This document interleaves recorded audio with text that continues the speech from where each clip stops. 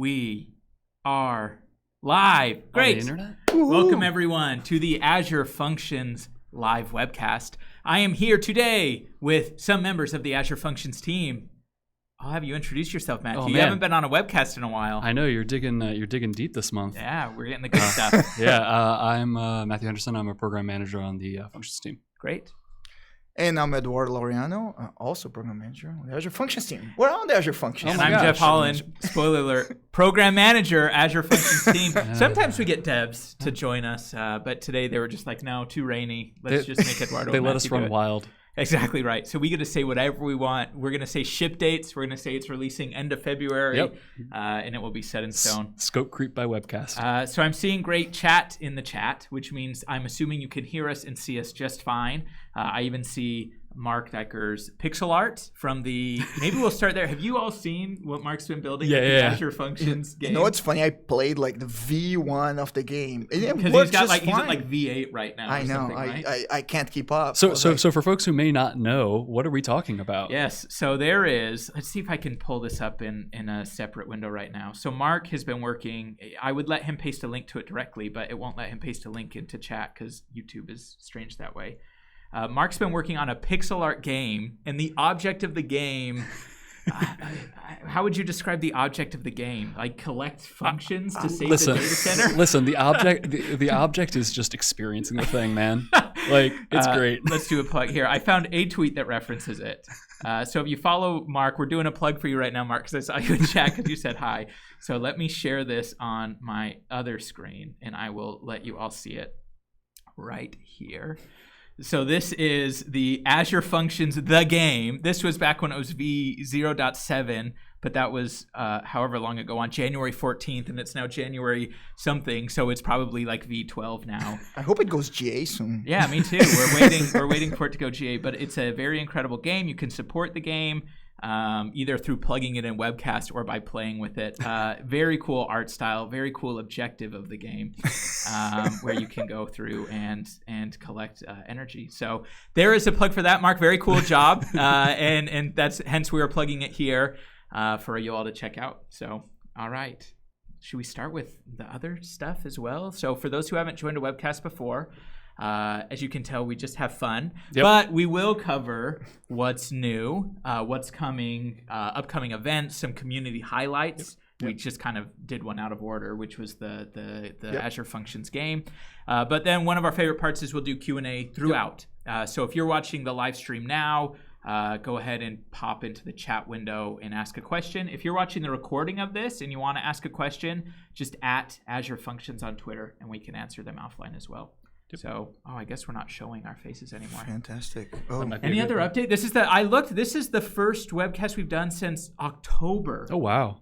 Yeah. I couldn't find one that we did in November or December. So it's been quite a while. So we haven't even touched in November, we've done one at Ignite, the conference, a live one. Oh, that's right. Very short. And there is a lot minutes. For folks that are like missing out on content in December while we're out. There was so much at Ignite, though. That's worth going back and recapping, seeing what we're doing. And the content Ignite it's so great that we take it around the world. We Ignite the tour and we make sure to deliver it to all these different places around the world. So it's a lot of content. While in December, we kind of, it's normal. The product team, takes a little easier because it's such a mad rush before all these conferences. So now we're getting back to the swing of things, but tons of content out there. And we will. The other challenge is, candidly, the Channel 9 podcast studio that we're recording at right now is super busy lately. Yeah. Like everyone's seeing all of the fame. Like people stop Eduardo in the street and they're like, "You're from the Functions webcast." So now other teams are doing it. So even just booking time in the studio has actually been really challenging. Now you know why I never show up to these. Because you're a guest appearing on everyone else's podcast. All right. So let's get started then with what is new. A few things. The biggest one is Azure Functions 3.0. So this had a go live release in December. You'll actually, if you pay attention, you'll see another small update come out tomorrow, just because we've been able to kind of update all of our tooling over the last month. But Azure Functions 3.0 is generally available officially as of tomorrow. But even before we had go live in December. I don't know, Matthew, anything specific from Azure Functions 3.0 of like why folks should care about it? I mean, if you care about .NET Core 3.1, then that's certainly a big reason right there. But also some of our other languages are also moving forward with the different language workers. So I think JavaScript is the big one, right? Yeah, no 12 there today. Yeah. But even a preview, when we get to what's coming, there's even more languages coming, and they'll all be focused on the 3.0 runtime. Yeah, so there's a couple of other things that kind of enable there. So it's not like an urgent rush per se for like, unless you want to take all advantage of all the cool stuff that's going on in, whatever latest version of whatever language, right? Yes, yeah, because that's where a lot of like the net new improvements will be going. And for folks who maybe are already on V2 today, or maybe even V1, Eduardo, how should they think about V3? How scary of a thing is this? How painful will it be? So actually, for most folks, especially ones not on .NET, it's almost like a no-op, like nothing changed. Yeah. We're going to keep revving versions of functions as we do. It's just the runtime itself has changed. So if you're .NET and you want to take advantage of .NET Core 3.1 functionality, now you can. But if you're using .NET Core, let's say 2 functionality, that's also just like it will work just the same. Right. And, that's kind of an important thing to call out. Whereas I think folks may remember the transition from V1 to V2, right? Mm-hmm. And that was a lot more involved. That's a good And that's certainly not the case here, right? Yeah. Even if you were already targeting, .NET Core 2.2, it's fine to it's relatively straightforward to retarget here, and there's not a lot of change you're gonna have to make to your function app. Absolutely, yeah. I went through my subscription because I've got a few demos that I do for different stuff. I just upgraded them all to V3 without making any code changes, both .NET, Node, whatever. None of them broke. I thought you were deleting your demos after you're done. Oh, I'll tell you that. Some of them I keep. We talked about this in the webcast. Yeah. I've got many functions that help delete my demos because we've talked about this on the webcast. You get sent a bill every month. So that actually is a really fantastic segue because automation scenarios are so much more fun with PowerShell functions. Yeah, that's right. Which we also put out. But one thing, just to give a shout out to is, the team, like, this was released so quickly right after .NET Core 3 was out, and we were able to roll out Functions 3. And one thing we heard from a lot of you in the webcast here is like, when's this next version of a language is coming? When are you guys going to get, the next Python, the next Node, etc.? So it's one thing we take that feedback to heart. We're trying to just roll versions quicker. As they get released, we get it quicker. One thing we learned, to go through the pain points, is as we support versions, we really want to focus on the long-term release, the one that the frameworks will support for a long time, so we don't adopt something that later on we're not going to get support from the framework itself. So there are a few things. One, big shout out to the team. They work really hard right to the end of December, mid-December, like end of the line when, into the holidays. But it was a very successful release, very smooth. Yep. And even then, like there's documented the breaking changes from .NET Core or Azure Functions 2 to 3. Right. There's like a few minor things in JavaScript that are really kind of like things that people were like, this is a bug that I can't do this, but we couldn't fix it without inadvertently breaking someone's app in production. So we did some of those when we moved to 3.0. In .NET, the only big one, you can even still have an app that targets .NET Core 2 and publish it to a 3.0 app. And it should work fine unless you hit the small area of breaking changes between 3 and 2. And the biggest one is in .NET Core 3.1, specifically with ASP.NET, which we take some underlying dependencies there. They're much more strict around using asynchronous code. So if you had like read file or read file async, in .NET Core 2, you could use either and it'd be fine. In .NET Core 3, it's like, no, you need to use read file async because it's super wasteful to just say read file synchronous. But then I just do a dot result, right? I think in .NET, yes, exactly. As I look back at some of my code when I was trying to understand await and async, I'd just be like, okay, this is async, so I'm just going to say dot result everything. But very backwards compatible. Yeah. Okay, next one. I love this feature. Matthew, do you want to talk about this one? Well, when I saw this, I was like, Matthew, I love this thing. And you were like, oh, that thing? So what is key vault references in Portal? What does this mean? Well, I mean, I guess you're wanting me to talk about specifically the fact that there's some Portal support for key vault references now. Exactly. So key vault references is something we've had for a while. It's been in preview for a long while. It is generally available now. And the idea is that you're not always in a position to be able to take on a secrets management policy. This is particularly true of like legacy apps and app service, which shares the feature as well. But with functions, it's also kind of a handy thing just to be able to put your secrets in Key Vault, resolve them from there, and then that way you're not you're able to take on rotation policies, things like that. It centralizes things a little bit more.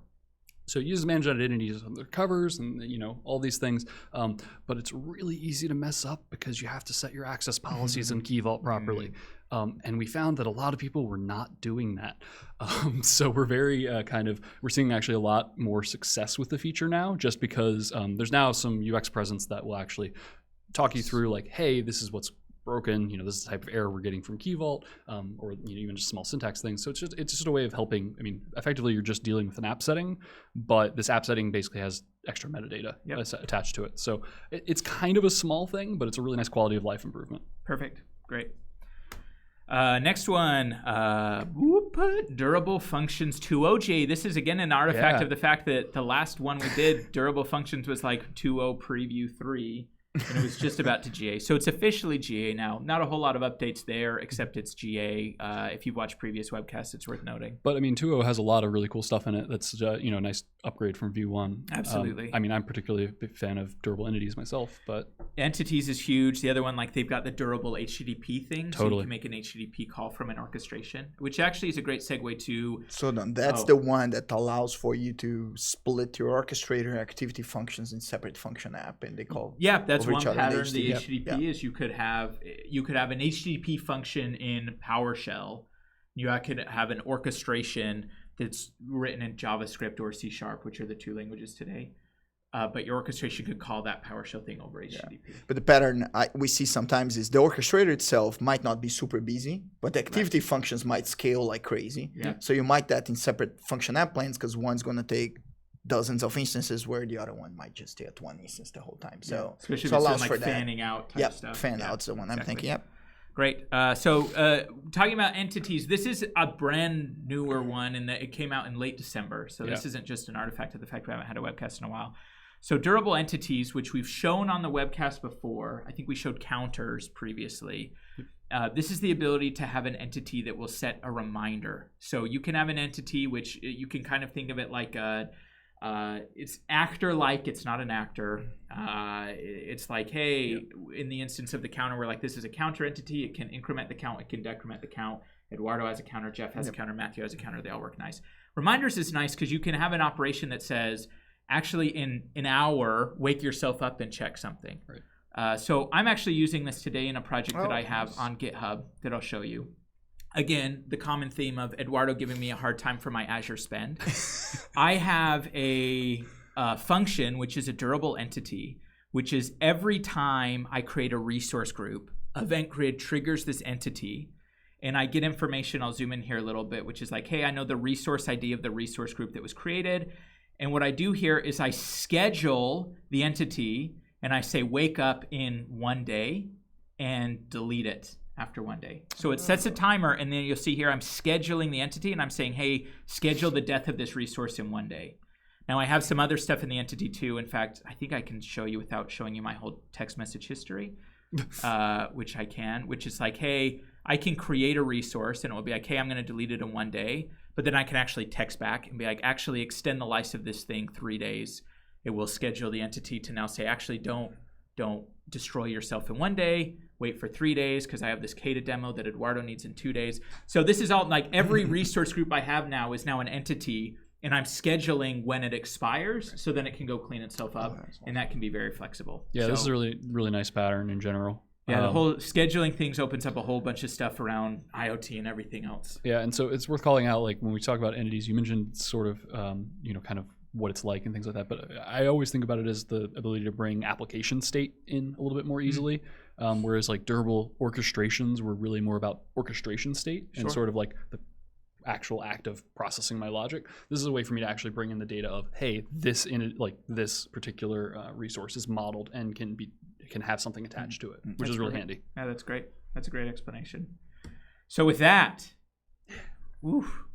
next is community highlights. I'm going to do a quick check for questions. I haven't seen any coming. Wait, Kevin got one in. Hold on. And Tony has one, which is, it would be very cool if a new version of Functions could have F# templates and Visual Studio. It's a good ask, and we'll bring this up also with the Visual Studio team. Also a very good ask to have on. Does Visual Studio have user voice or anything? Like, what's the easiest way to make requests to Visual Studio? There are a couple of tracking items for F# support, I know, in Functions, but I know they're against our user voice.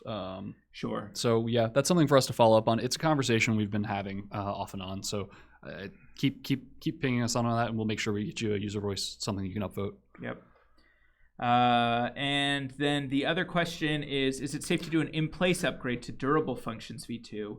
And is it safe to roll back to v1? So v2 durable is a bit less backwards compatible than v2 or v3 functions, where I kind of talked about how I did, which I don't recommend. But I went through my whole sub and I made everything v3 without testing it. Test things first, especially if it's running in production. Don't open a support ticket that said, Jeff said on the webcast that he just made things and it worked.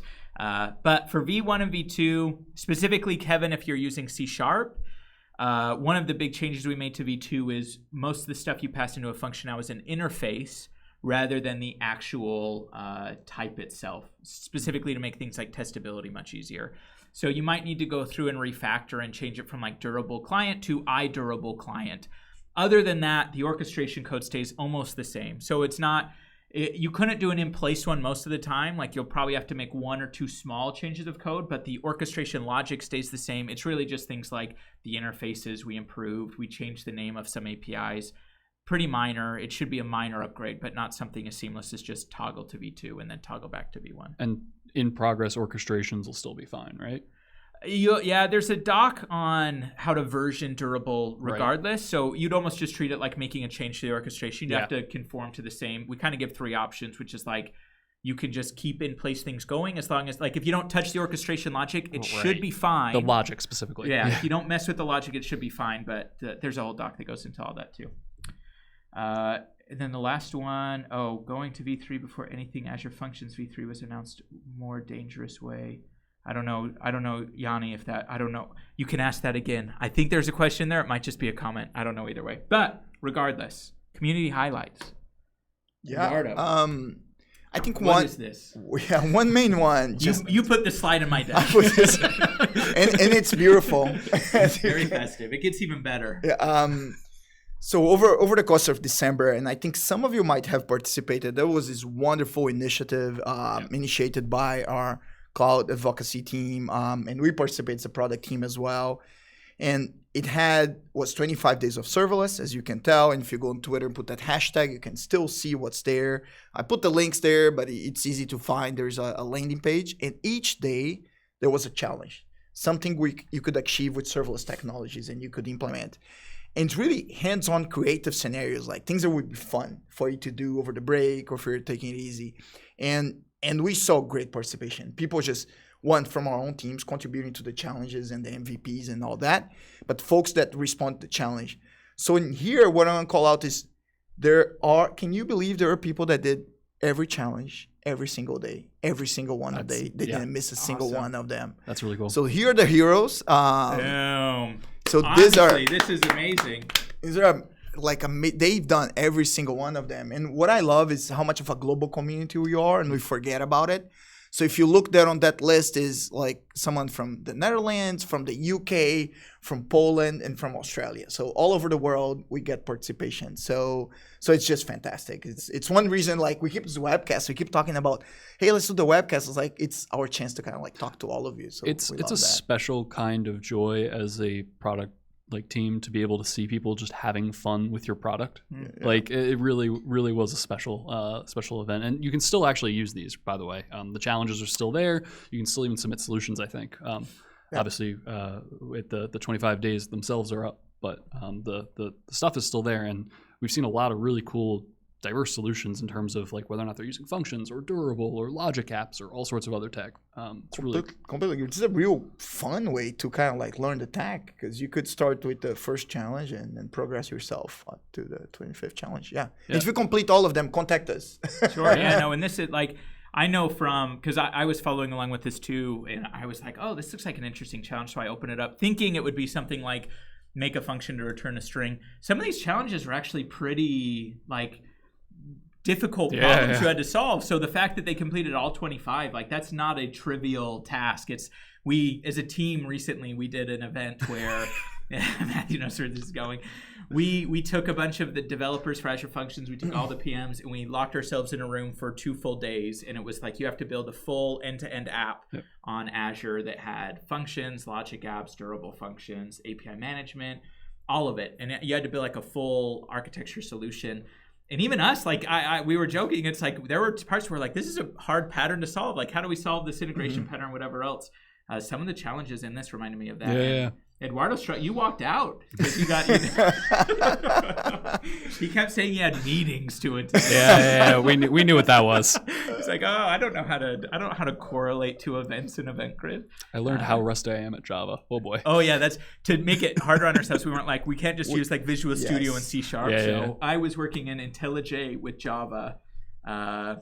Yeah, you were helping. You were doing Java too. I was trying to do Java in VS Online. VS Online for Matthew, which was an experience. And I tried Python, and I want to make sure I use 3.7. So sure, yeah, it was good fun. All right, that's great. So let's go to what's coming, and then we'll answer questions for the rest of the time here. So keep them coming if they're there now. So, what is coming? I might have missed some stuff. Ugh, Siri, don't answer what's coming. You don't know. If she does know, we have a bigger problem. So is this the part where we have the New Year's resolutions for Azure Functions? We should. Matthew, when I begged Matthew to join the webcast, he was like, "Can we talk about our New Year's resolutions? Do you know? Are there resolutions you can share?" I think you have them on the slide. Oh yes, these are our resolutions. You've never seen those slides, Jeff? Oh, if you edited them. So this one, this is an exciting one that we've actually not talked about before at all. So I don't think so. This is brand new. Durable functions, we are working on it for both Python and PowerShell. Specifically, we talked some about how there's the orchestration logic, the entity logic, and then there's the activities it calls. We're going to enable you to write both of those in full Python or full PowerShell. In the coming months, previews, and then forward from there. Matthew, this is a big one. Again, one I don't think we've ever teased publicly before. I'm not aware of any sessions. Yeah, so folks may have seen that we revamped the Create experience in the Azure portal. Sure. That's part of a broader initiative we've been doing to kind of just align things a little bit better. So if anybody's familiar with the app service experience, so Functions is actually, shares a lot with app service. We're built on top of it. And so we're trying to make things a little bit more aligned, make things a little bit more standard with some of the things that you might be familiar with in Azure. The Azure Functions portal experience has long been its own thing. And so we're just trying to kind of align things a little bit there. So you'll see some changes rolling out. They'll be opt-in at first, but over time we'll kind of shift everybody over to the new experience. And there's a lot of things that are just simpler. And it's a lot easier to kind of like navigate around. Like I'm already kind of living that world, and it's hard to go back. Sure. I like how the team took an approach, which was like the goal was, let's use the standard controls on the Azure portal, so it feels familiar if you use any other service. But at the same time, we took an opportunity to say, is this the right experience even? Like, should this button be here? Is this performant enough? I think we took a lot of opportunity to kind of like get things better. One that I was excited about was, it's not out yet, like monitoring. Where it's like, hey, what should we show the monitoring tab? So it's truly useful to our customers.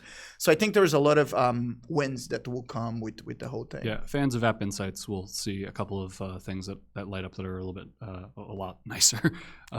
It's a lot of work, like, and Matthew personally has led a lot of this too, but like in some ways the Functions portal organically grew, and we're like adding features, so we just make that Functions platform tab longer and longer and longer and longer, and it got a bit unwieldy. I promise you that there will be fewer scroll bars. So many fewer scroll bars. There will never be a screen where you get more than one scroll bar or two scroll bars at the most, maybe if you have the bottom one. But a ton of user studies across. Like one of the reasons this is coming later is just dozens and dozens of, to Eduardo's point, it's like, hey, you're brand new to Functions, or maybe you've used Functions a lot. Where would you expect to find monitoring, and what would you expect to be displayed there? And just funneling that all back into now devs working on the code before it ships. It's really cool. Yeah, no, I think it'll be a lot nicer, but it certainly ties in with a lot of the other initiatives that you've seen in the Azure portal. So a lot of kind of the goodness that they're talking about across the entire platform will be lighting up as well. Yeah, we should say like with special attention. I think accessibility being like that's actually one of the big thing. motivators for this entire thing. So it's not only performance, Yeah. but is can anyone truly make full use of this? Yeah. Like so that we're proud that we're doing this, and as Microsoft to prioritize those things like top down too. Huge effort. It's been going on for months, and you'll start to see it. You all watching this will start to see that in the coming months, weeks. I don't know, sometime. Actually, it's very soon, hopefully. Oh, great. Matthew, this is one I didn't even ask you about. Adding this cool. one. Man, that's part of the resolution, I think. You've managed to slip in like a lot of things. This is actually a pretty big webcast in terms of like news. Yeah. So this honestly, like this one is one that a lot of people are going to just say finally to. We're not going to be surprised if that shows up in chat a bunch, but. We've been looking at ways to kind of just make things a little bit more flexible across the platform in general. And one of the key ones is, of course, how do you actually authenticate users and restrict access to calls that are coming into your system. And we want to make it so that we can just kind of leverage some of the really good things that are going on in the standards around that. So OpenID Connect is definitely a fantastic way to get authentication going. So that's what we're relying on. If you have an OpenID compatible identity provider, then you can just provide us the well-known configuration metadata document, and we'll be able to light that up so that it's serving as your provider. So you're not restricted to the 5 that we've had in the app service authentication authorization feature for like 6 years. So it's a long due update, something we're really excited about, just because it does allow you to bring in things like ping or Okta or whatever you want to be using. The sky's the limit, really. So that's something we're excited about. I don't know if we actually have a timeline fully set for it, but I'm hoping to get it into a public preview state in the not too distant future. Sure. Yep. One of the reasons I brought it up too is because it is I know. One of the biggest conversations I have even recently is, hey, we have an HTTP function. We want to do some validation. They're like, hey, do I have to add validation code to every function and all this stuff? And we're like, hey, we have service authentication. They're like, yeah, but that only works for Azure Active Directory and Microsoft account and whatever the other ones are. I guess Microsoft account and Azure Active Directory are like the same thing. But this now makes it so it's like, look, anything that follows these standards, we will do the validation for you before your code even fires. And it's worth calling out that that's still, just providing effectively an authentication check. Mm-hmm. It's not really with a rich authorization that you might still be looking for, in which case you do still have to bring in things like custom code. Sure. And I think we could definitely do more there. And it's something that's kind of an active discussion within the team. But this is a very, very important step in that journey. Great. Python 3.8. I'm nervous now. I'm like, what else did I put in this deck? Because we had our roadmap meeting yesterday as well, and so I remember looking at that. It's like, oh, what can we announce? And now I'm like, how that roadmap went a bit far. I don't think I have HoloLens development for functions on this list, so we'll see. Python 3.8 is something that we're going to be working on. So we support 3.7 and 3.6 today. Java 11 is another language that we're just starting development on. So we have Java 8 today. Java 11 will be coming in the next few weeks. That's it. So those are all the updates. I might have missed something, but I think these are the big ones. This is a lot, too, of some of the work that's coming. One thing, just to put put those things, we talked about Key Vault, OpenID Connect. So in general, and there are things, I don't know if we talked here, but there's networking features, networking security features. Yeah. So there's a big push I don't know if it's a New Year resolution, but as a theme, there's a bunch of security things that are coming. Yeah. Again, some of it's even unclear exactly what we're going to do, so we can't announce much yet. But serverless security, when you think of all aspects of it, like either it be authentication, either it be like how we isolate your functions or the multi-tenancy or networking security, is all things that are currently being funded, invested. We're just figuring out the plans. As we know more, we announce it. Yeah, I mean, one of the things that's kind of been clear throughout the history of this product is there's a lot of kind of new stuff that folks are learning about distributed application security, or how you actually deal with things in a serverless world where observability is a little different. And so, that's certainly a major area of investment, although it's not something we can put like a concrete plan to quite yet. Yep. Perfect. Okay, so before we go to, we'll do the events quickly because it only takes a second. And then there's just a few questions. So for anyone else who has questions, this is the perfect time to paste them because we're about to jump through them. So we usually kind of talk about where the team is traveling, so that if you're in any of these places, for one, like if you're going to be at these conferences, please find time to find us. We love, at Ignite, we had so many people who came in. They were like, both, we use Functions, but also we watch the webcast, which is great to hear. Oh, awesome. Really good.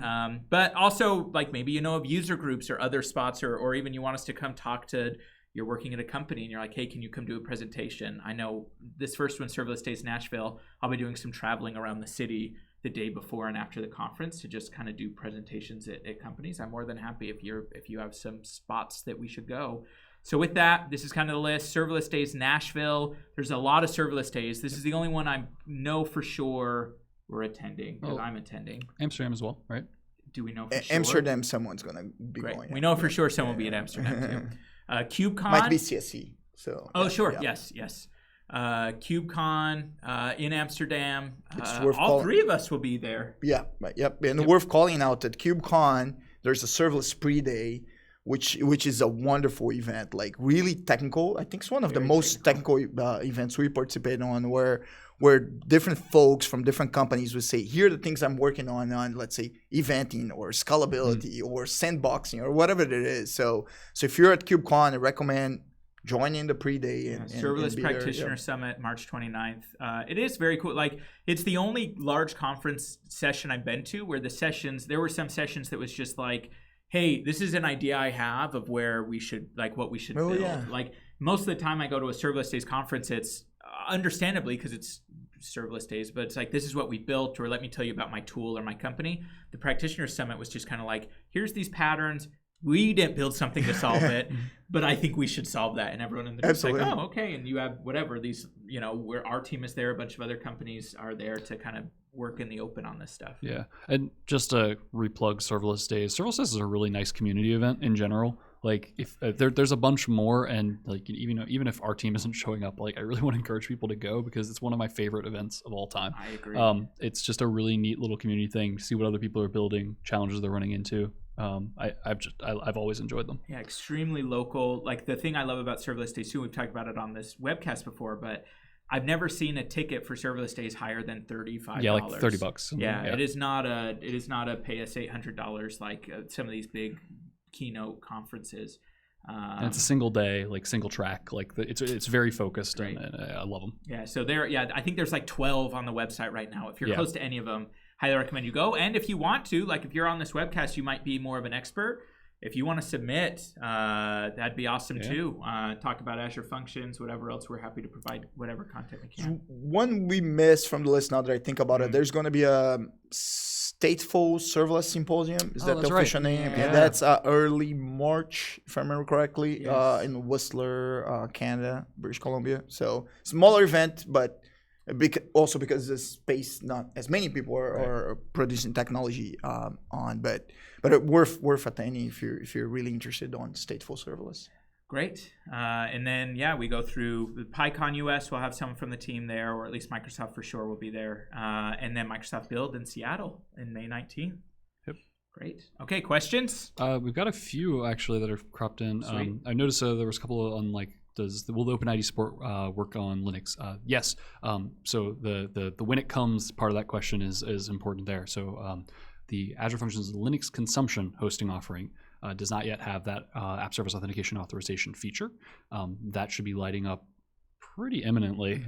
So we'll get that out, and it will also have the same set of capabilities. So there was also one, Jeff, on durable functions. Does that update work with durable v2 and functions v3 for JavaScript specifically? Yeah, so there was, when we announced the go live, one of the blockers we had at the time was that there were some, if you tried to do durable functions with Azure Functions v3 in Java, it wouldn't work. Durable in Java? Wait. Durable JavaScript. Yeah, I'm sorry. Yeah. Aren't they the same thing? No.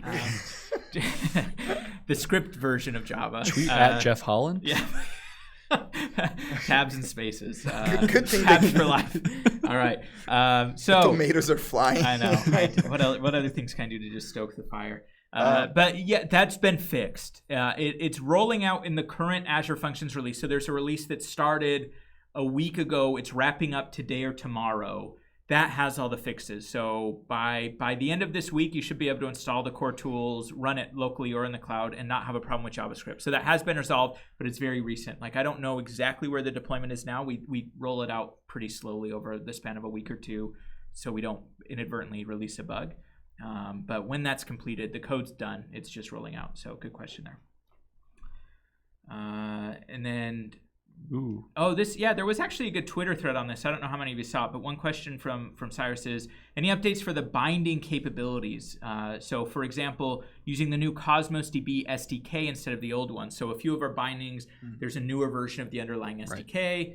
I'm fine to grab this one. I know it in part because I saw a bit of a Twitter trap between Matthias and some folks. Mm-hmm. You want me to grab? Okay, yeah, great. Sure. So yes, they're kind of incrementally. One of the things we funded to do in the next year is go and update some of the bindings to the latest iteration. So, for example, storage. There's a new version of the storage SDK. We just finished it for Service Bus and Event Hubs. Yep. So Service Bus and Event Hubs should be on the latest. Storage is one of the new ones coming up next. Cosmos DB is also planned. If you saw the thread, I think Cosmos DB SDK v4 is just rolling out, and the Cosmos DB team was like, hey, we think it's smarter to wait for v4 rather than doing it v3 and then v4. But now that v4 is out, or very soon, right, and that work should start as well. So that is coming. The Cosmos DB team is helping with it. We're kind of going to go through and just make sure we're revving those extensions so that they're the latest. And ongoing updates are done kind of on a per extension basis. So it kind of depends on, when does Cosmos cut a new SDK? When does storage cut a new SDK? Those kinds of things. So one thing that if folks are using bundles, the bundle version will kind of take the latest from the group at the time it's cut, which we're kind of looking at doing kind of on a semi-annual basis. That's right. So what that means effectively is that if you do see one of these things come out, it might not be available right away by default. You might have to just go in and do a quick extension installation yourself. Yep, that's good to call. And it is good too to know, like, we do fund to incrementally go and update these extensions, but a lot of it is driven, like the reason we did Service Bus and Event Hub already is because we were getting feedback from customers, and also we were learning from the Service Bus team, like, hey, there's some new features here you could use. If there's an SDK you want to use that's not supported yet, just make sure you're using GitHub or whatever other channels so that we have whatever 12 extensions. Right. I mean, we're kind of always going through and maintaining them, but if it's like, hey, Cosmos DB, make sure you have your eye on that, and you're not sure if we do, just reach out and let us know.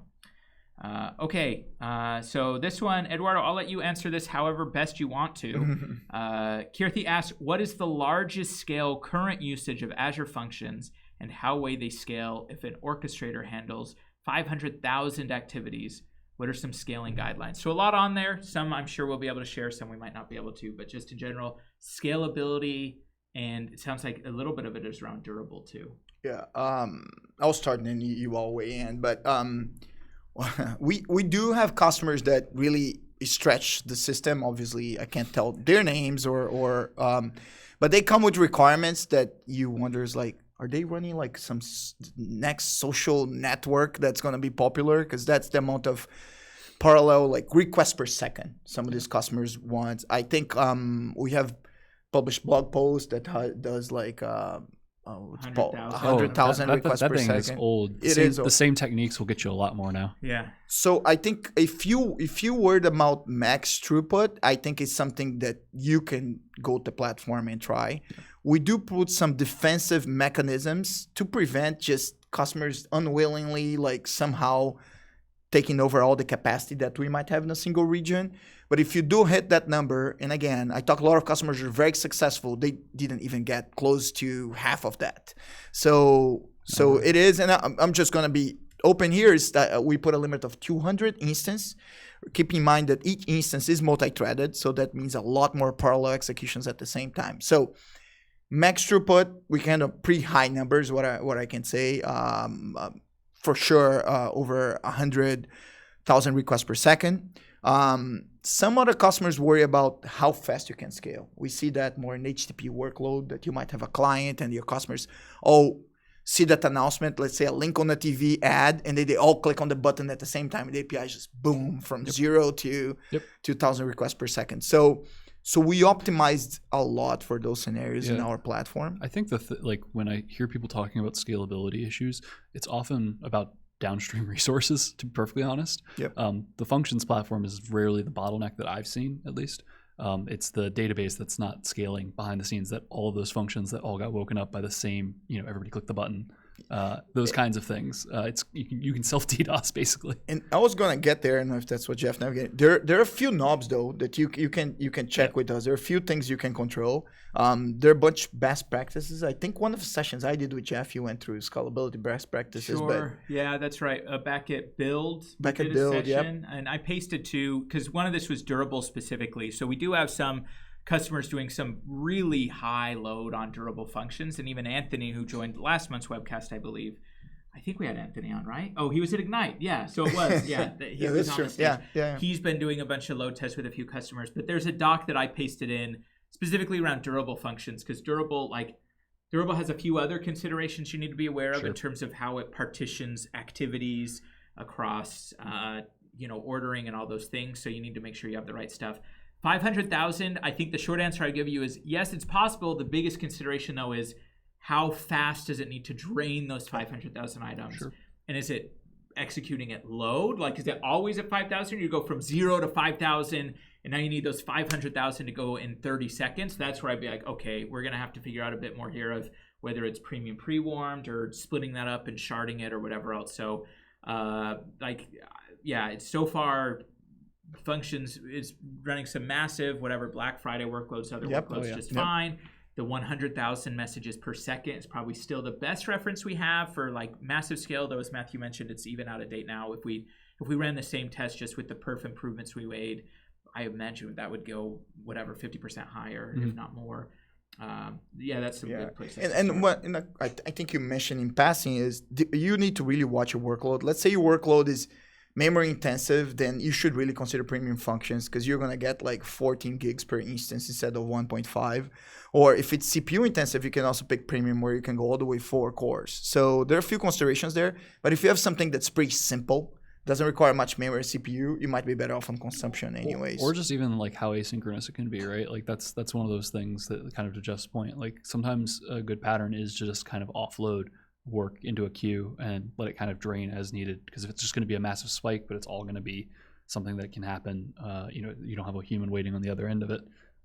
It's not a bad pattern. Great. So the last question, though, I saw Anirudh is actually in our chat window. He's asking questions. He said, I felt like we need some devs to represent here. But there was one question from someone, but it sounds like Anirudh's got it. Are we going to get some more PowerShell examples in the docs? Because I was even just like, if you look at the blob one, we've got kind of sections for C#, JavaScript, Python, Java, and they're like, well, we have more of these for PowerShell. Yeah, and I mean, that's something that's kind of scheduled as we kind of go through and touch up all these docs. So there's an effort around that. So yeah, they should be coming. We love pull requests though too. Like in fact, like a lot of the Key Vault and managed identity stuff, like I got PowerShell, Java, and all this other stuff just because people were like excited to figure it out and get those in. Like we will provide them ourselves, but if you see something and want to help out the community, that's a great way to do it. And one thing, just bluntly, that we didn't like is in the past, our docs had every language example one stacked on top of the other, which made the page incredibly long. So every language you had to add more sample, we would cringe. We were like, how long can I make this? So I'm happy to see that some of these pages now, you have the little tabs where you can pick your language. We're rolling those out a little bit slowly, but it's a very, very big improvement and one we've wanted for a long time.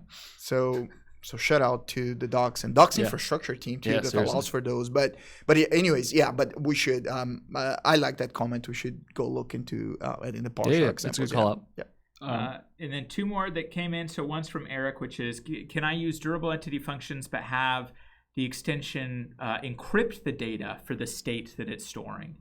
The answer today is not directly no. Like Azure Storage is the default storage provider for entities, and it has like encryption at rest on its own. But I know some folks are like, hey, I actually want to have my own encryption key. It's a fair ask. I pasted in the GitHub issue where there's some discussion there. Definitely something that's worth continuing to add to that conversation, but nothing directly today that would allow that. If you're using, just to clarify, if you're using plain functions, as you create your function app, you're going to pick the storage account. Storage itself allows for you to bring your own key, so a customer managed key. and you can use functions with that storage account for just the functions runtime. So But that is you're getting to, well, you're partially talking about the encryption at rest and then the security of talking to the thing, not what I think this ask is more around the actual transfer of the data itself and how it moves in transit and how it gets logged, because of the way Durable handles history and those tables as well. Great. Okay. Are Azure Functions v3 fully supported for PowerShell? I've been able to get the AZ modules to be detected automatically. So I'm not sure on the specific issue you're hitting. And in short, the answer is yes, PowerShell works in v3. PowerShell 6 today, and as we teased, and hopefully Honorad's okay with it as well. I was going to say, just tag him. 7's coming, but hopefully he can help too. He's on Twitter too. If anyone wants to find Honorad, just don't hit him too much directly because I also need him to work on other stuff. And then Kirthi asked another one on scalability. I'll see if there's a doc, but while I look for the doc, I'll see if anyone's thoughts. Any thoughts on how to partition functions regionally? How will that affect service limits? Any docs that explain this? I don't know if we have a doc. Jeff did write a doc on sort of a HADR. Yeah. So there is. I'll paste a link to that one, which is more like if you're looking for geo disaster high availability. I'll paste that chat in. In terms of scalability, most of the limits are per app. And specifically for like consumption, it's 200 instances active per app. Within a region, there's no. I don't think there's any. I think the only limit would be 1,000 apps per plan, and a plan is region based. Oh, we just changed that number too. Yeah, I forget. So I'll at least find that doc because there's a doc that says how many apps per plan and stuff like that. There is a platform limits. Doc. Yeah. But going across region can help as long as your event sources can deal with that as well. So HTTP is nice and simple. Throw a traffic manager in front of it. Great. Queues. A little harder. You can still do it where they both are draining from the same queue and things like that. But this is one of those things where, like, especially when you start crossing those region boundaries for even HADR, it's really about like the HADR properties of high availability disaster recovery properties of the event sources themselves. And I think in the same way, the scalability and the cross-regional nature of your event sources. Yep, and the doc I pasted to breaks down, at least for Service Bus and Event Hubs, because they both do have some geo-story, an example of how you could use functions to take advantage of it. You want to show that? Yeah. Sure. Oh, sure. Yeah, might as well. I guess I'm plugged in. So there is, it's in the, I pasted this doc, but you can have at least active passive, which is the model that they support, and have a primary region and secondary region, both triggering on event hubs. And then let's say your primary region goes down, you turn on your secondary region and everything just keeps working.